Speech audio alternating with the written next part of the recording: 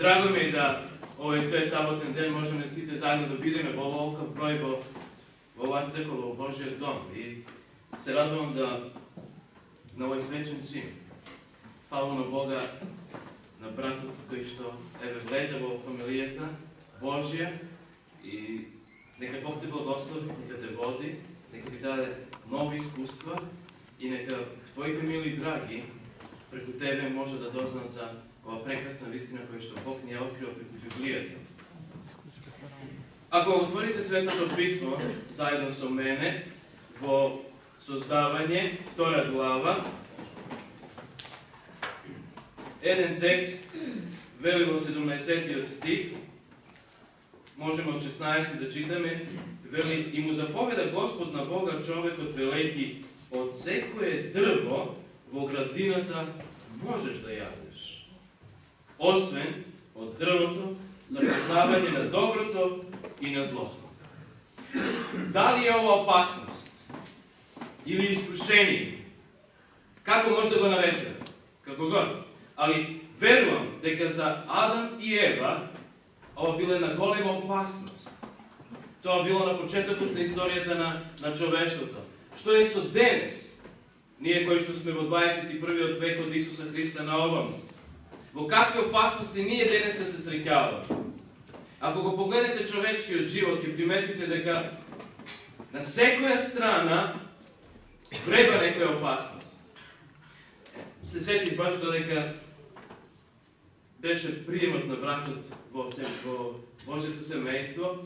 На еден пример кој што го имам прочитано, човек кој што сакал да го чита хороскопот и го отворил за тој ден, прочитал во него дека тој ден ќе му биде прекрасен ден, исполнет со големи благослови, успех на работа, добро здравје. Ништо поубаво тоа, не? И тргнува среќен што дознал преку хороскопот каков ден ќе има, излегува дома, паѓа и крши ногата. Завршува во болница. И во болницата друг човек кој што се лежал кревет до него, исто читал хороскоп, вика: те молам, дај ми го да го видам. И отвара, во него пише поинаку. И се запрашал како е можно. Мене овој хороскоп кој што јас го читав ми велеше дека ќе биде прекрасно, супер се, а овој вели поинаку. И одлучил дека да ја тужи компанијата и човекот кој што го напишал тој хороскоп. И кога дошол во близина со тој човек кој што го напишал хороскопот за тој ден што го предвидел за него, му кажал како поминал. Знаете што му одговорил човекот? Еј, па си имал среќа, си можел да загинеш. Драги мои, може би е смешно, али всушност човечкиот живот е во голема опасност. Еве пред некое време, во изминатата седмица, рудникот Саса што доживеа? И катастрофа, и казна. Зашто? Токму таа причина што условите за работа не биле како треба. Очигледно дека Бог ми прости ако грешам, али може би во нашата држава многу малце се посветува внимание на заштита на човечкиот живот. Додека бевме во Англија, се сеќавам, вие кои што може би имате видено сликата и кои што може би некои од вас и биле тамо, њуболки кога требаше да покосиме тревата над верандата или како год на тремот кој што влегува во црквата, се качив горе, гледам сајли, викам: шо овие сајли горе стојат? И дојде шефот и вели: Џорџ, врзи се! Како би да се врза? Имавме појаси, ми даде коноп, да се врзав, викам: мораш! Ако случајно паднеш да не ја закачиш земјата, него ќе висиш во воздух, ни на небо, ни на земја. Кацига, се живо мора да имаш на себе. Ако немаш услови за работа, кондори, safety boots, значи мора да ги имаш оние сигурности кондори. Ако ги немаш, те враќа назад, нема работа. Очигледно кај нас, нажалост, и не е само кај нас, ако погледнете по целиот свет, некако човечкиот живот е безвреден.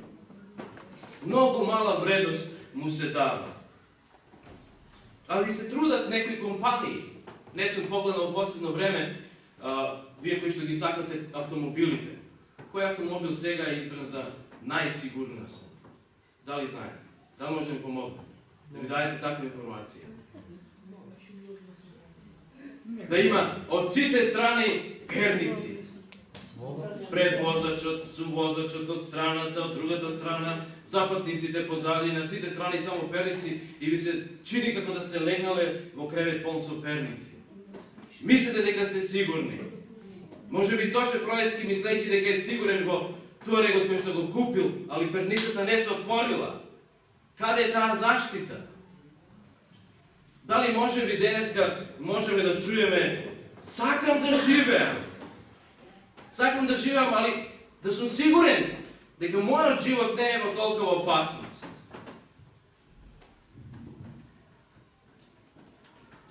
Ако погледнете од самиот почеток на постојањето на човештвото на оваа планета, се приближила смртта. Ние вчера размислувавме за тоа, вие кои што бевте на предавањето. Нашиот пријател Лазар заспа. И самата помисла на смрт некако ни е страна, не плаши, не. Би сакале ако е возможно некако да ја избегнеме, да ја ескивираме ако може. Али нажалост, ако погледнете, човечкиот живот не е ни десетина од животот на Матусал. Ни 10% од нашиот живот не е како на Матусал, зар не? Друго, што ни прети од сите страни, таман некоја болест се појавила, на жалост, луѓето велат најдовме лек. Еве ти е друга воскреснала од него. И само некои болести се појавуваат. До кога? Има ли крај? Е прашање кое што би го поставили себе си Иван.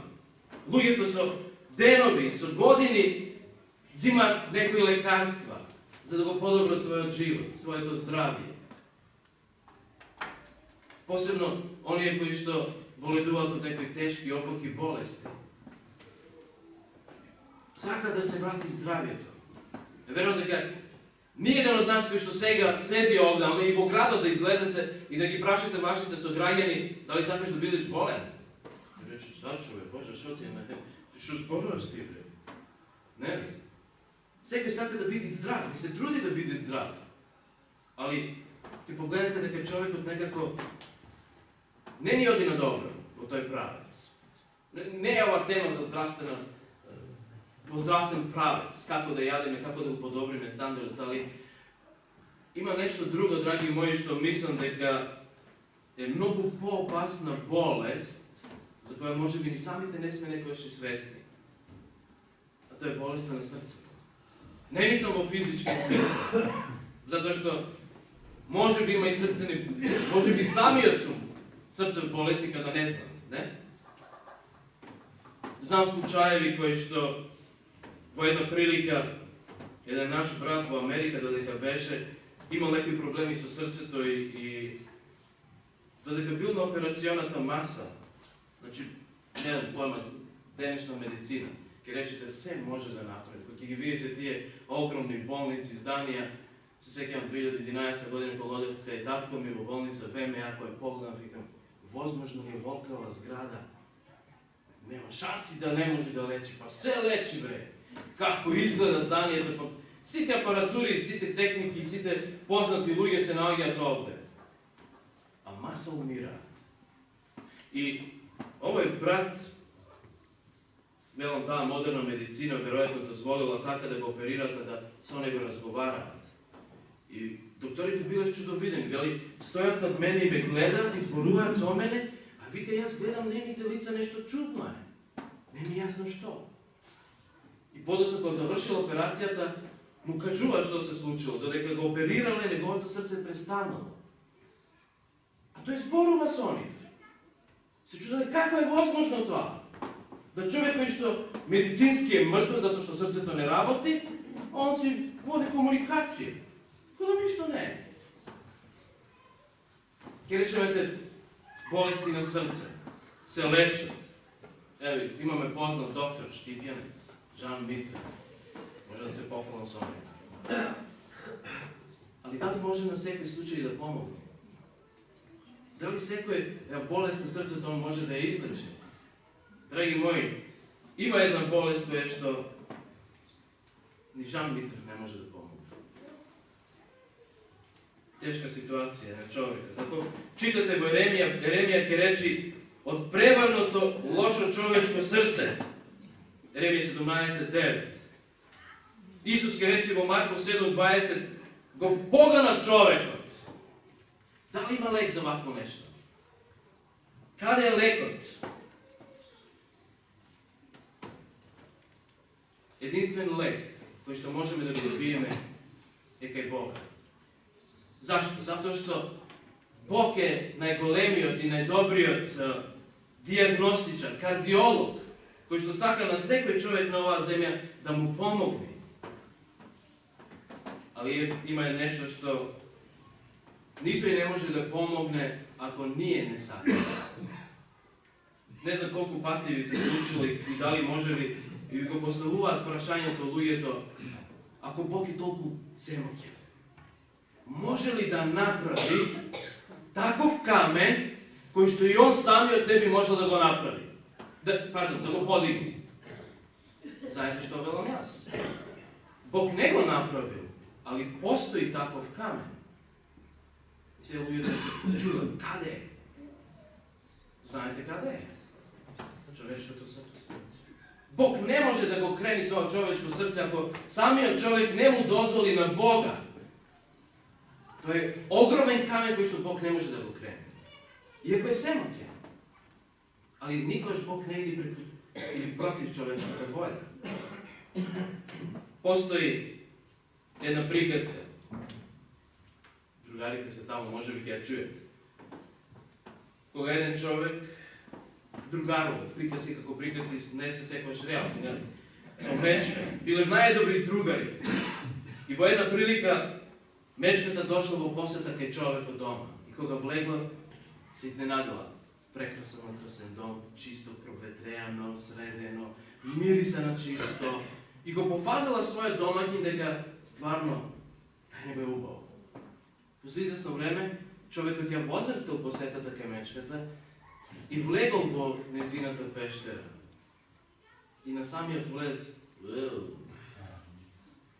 Медо, смрди кај тебе!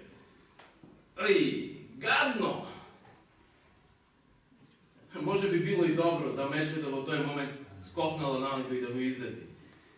Али пошто биле добри пријатели, го поштедила.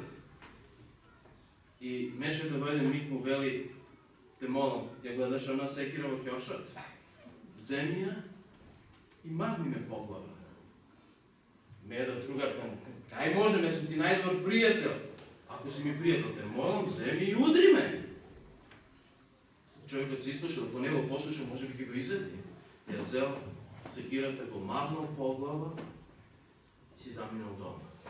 После месец дена се сретнале и човекот го прашува, Медо, како твојата рана? Мала лузна остана, али се е во ред, али драги мои, раната во срцето не може да зацели. Дали некојаш е таква ситуација и со нас?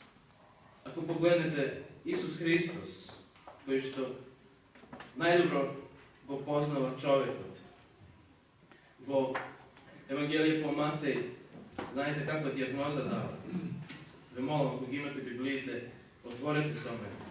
Матеј, 15 глава, 11, 18 стих. Евангелие по Матеј, 15 глава. Читам 11 и 18 стих. Не го сквернува човекот она што влегува во устата и она што излегува од устата. Тоа го сквернува човекот, вели Исус Христос. Нажалост, некои луѓе ова го злоупотребуваат и велат, гледаш, не е битно што ќе јадиш ти. Али, немојте да заборавите едно нешто што е важно. Кога читате Библијата, седете се на кого Исус му кажал. Која е публиката?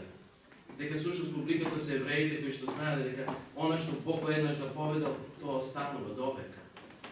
18 стих вели, а она што излегува од устата, иди од каде? Од срцето. И тоа го осквернува човекот.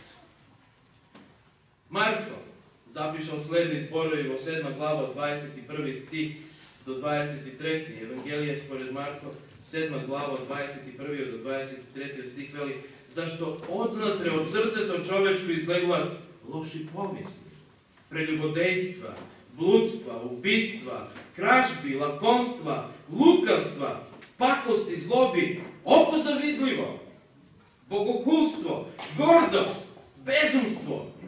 Sve to zlo odnatre izleguva i go skvernuva čovjeka. Сега некој ќе рече, што да земам? Сода бикарбона, шалитра, како да се очиста? Што да направам? Ваква диагноза Бог ни дава. Човекот се плаши сега. За не? Не ли ме е страх? Се преиспитате. Дали случайно може би од мене тако нешто може да произлези?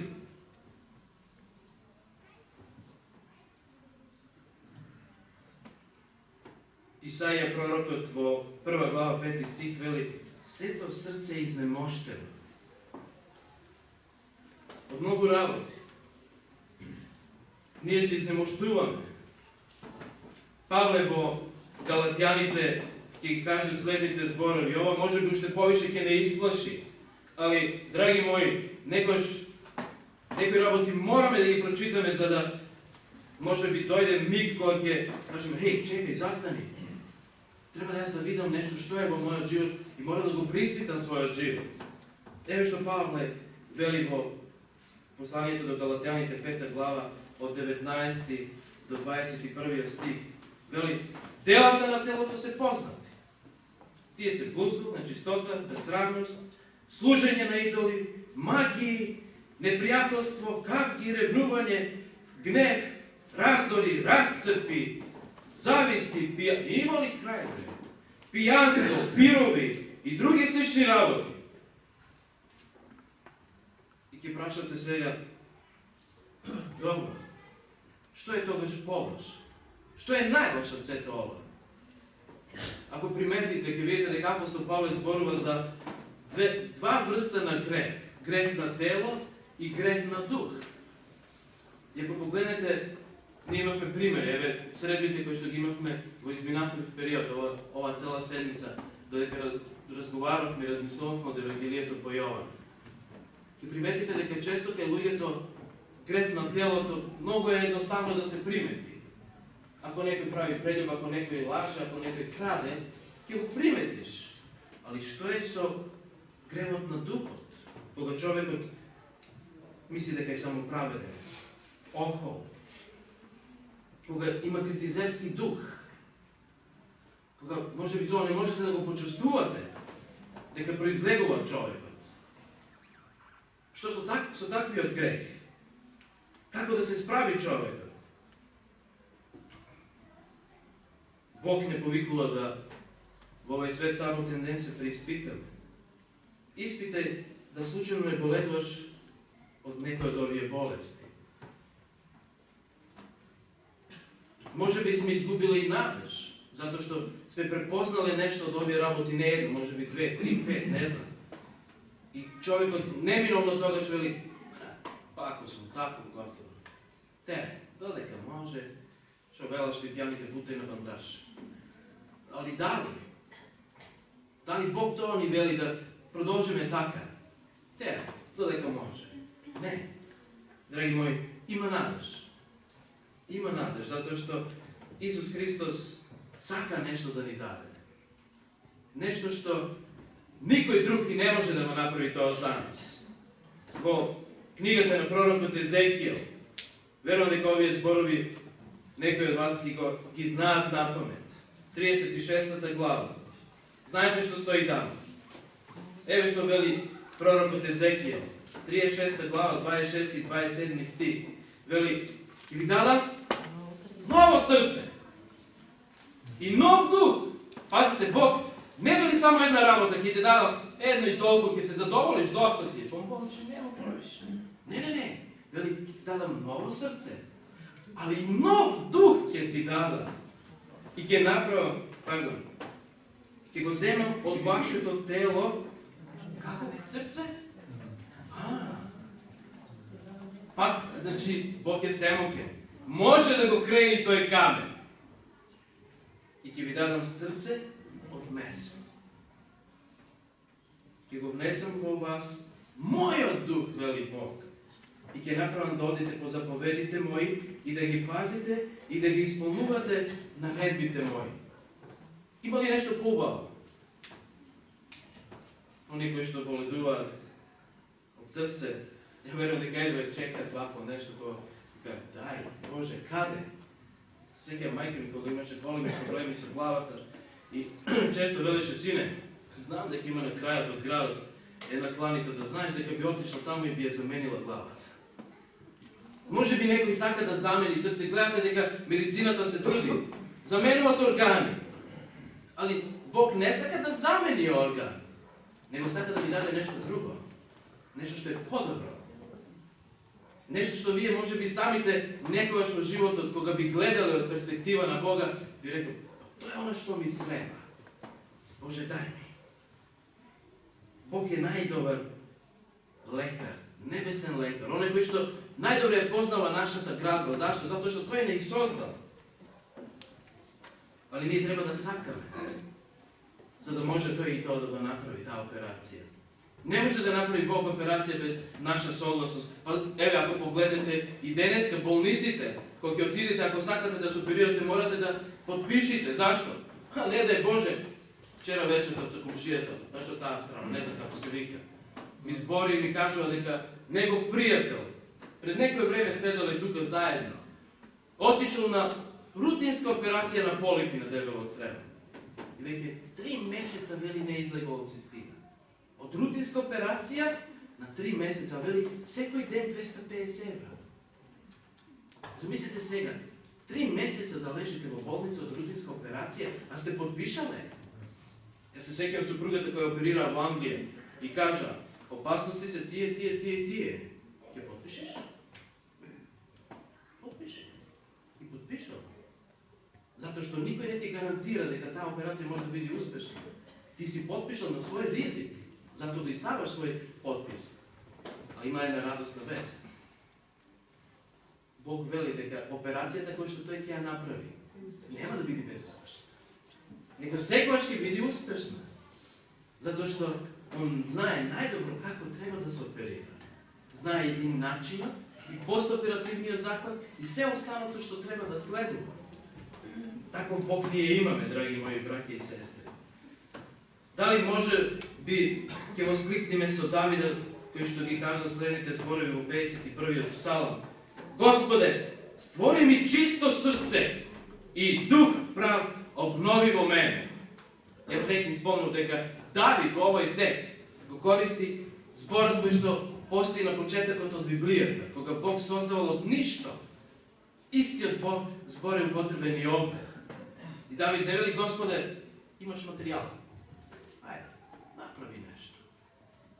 Давид сака да каже, ова што е овде, не вреди ништо. Направи од ништо нешто.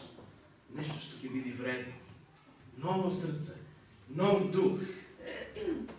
Наместо да завидуваш, да пакостиш и да мрзиш, со тоа ново срце кое што Бог ќе ти го даде, ти ќе ја откриеш љубовта, нежноста, добрината и сочувството и ќе почувствуваш полно задоволство. Тоа е оно што Бог сака да секој од нас денес, кога ќе излезе до ова место, може да го доживее. Зар има поголема радост од тоа? Веќе знаете дека не завидувате. Кога ќе знаете дека не мразите никого. Кога ќе знаете дека на никого не сакате да му се осветите. Зар има нешто подобро од тоа? Кога ќе почувствувате дека вие не сте таа личност. Вие кои што некогаш можеби малце ако ве некој настапни, вие сте правил, сега ќе му вратам, ќе види он. Вие сега простено ти е. Поред, не е проблем. Некако лесно ги поминувате тие работи и се чуете, кој е овој? Може би се плашите од самите себе си, затоа што не може да се препознаете. Али, драги мои, тоа е радосна вест, затоа што вашето срце е променето. Нов дух се наоѓа во вас. Божи дух. Оној кој што Бог сака во секој негово чедо на оваа земја да пребива. Амин.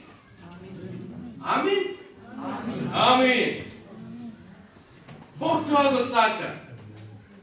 Ако тоа го нема во нас, како можеме тогаш да кажеме дека сме чеда Божи?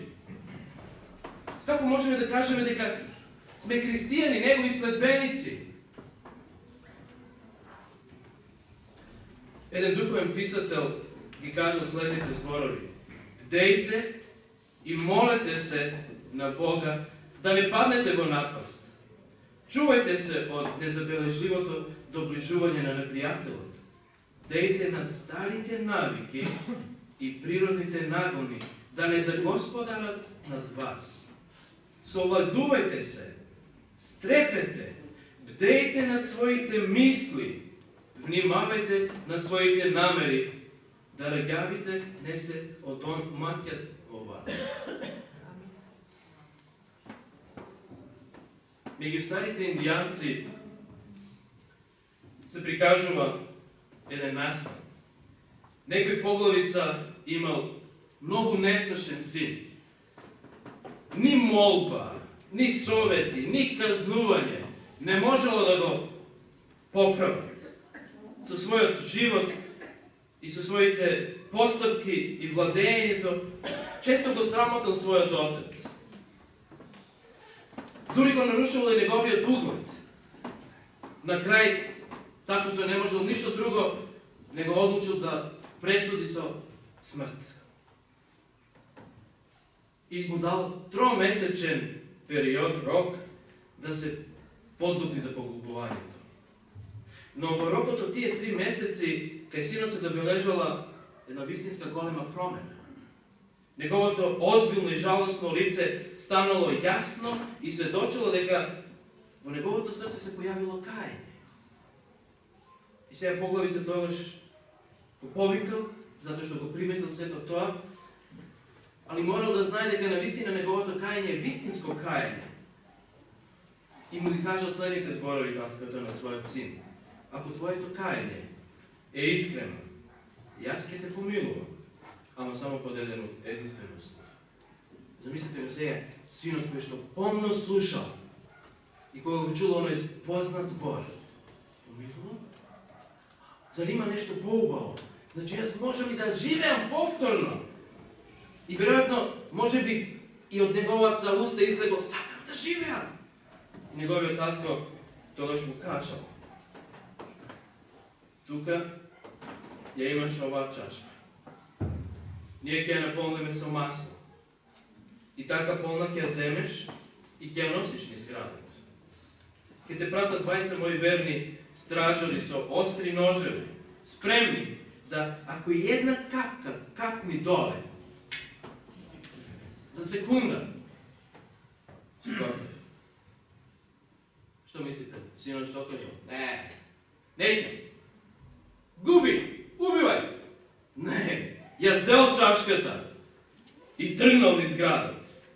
Одел низ улиците на престолнината. Со многу големо внимание, можете да замислите како ја гледал таа чашка. Ако малце се залула, смири се, полека, животот е во прашање.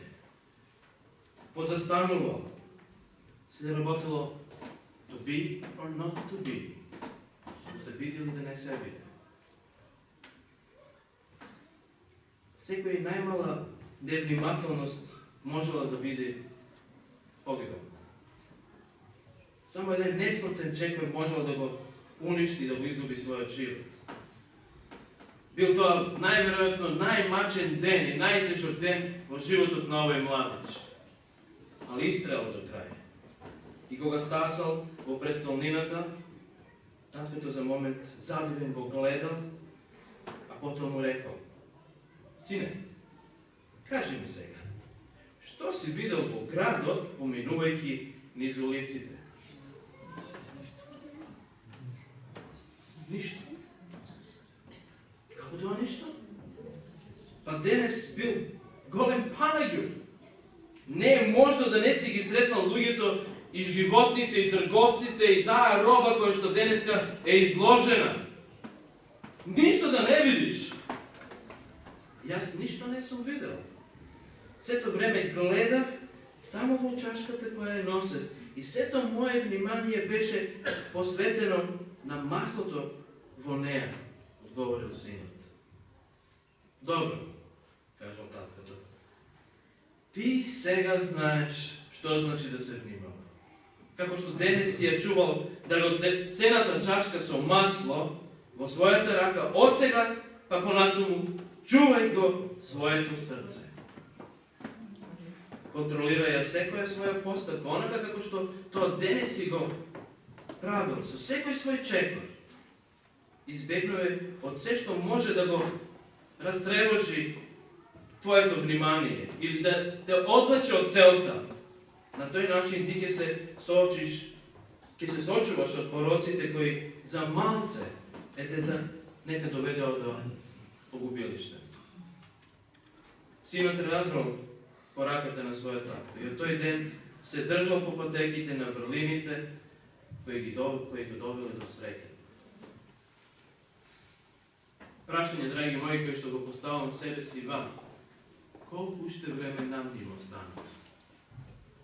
Дали со секој ден ние сме подалеку од смртта или сме поблиску?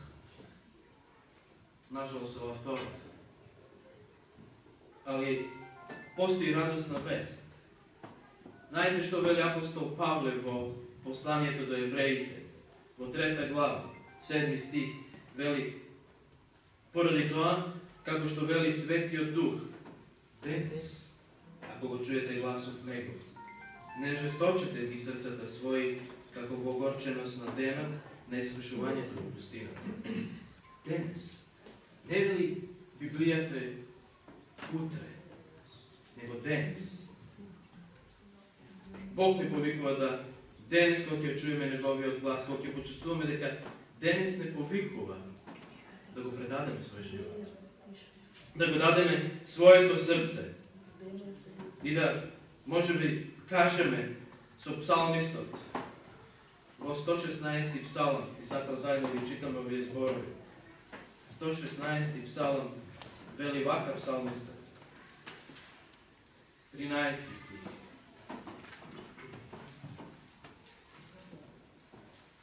Ќе ја земам чашата на спасението и името на Господ ќе го повикам. Нека навистина секој од нас ова денес да го направи. И да еден ден, драги мои, не во овој број, уште поголем, се најдеме, ако не тука на земја, тогаш пред престолот на нашиот цар, на нашиот спасител и нашиот Господ Исус Христос. Амин.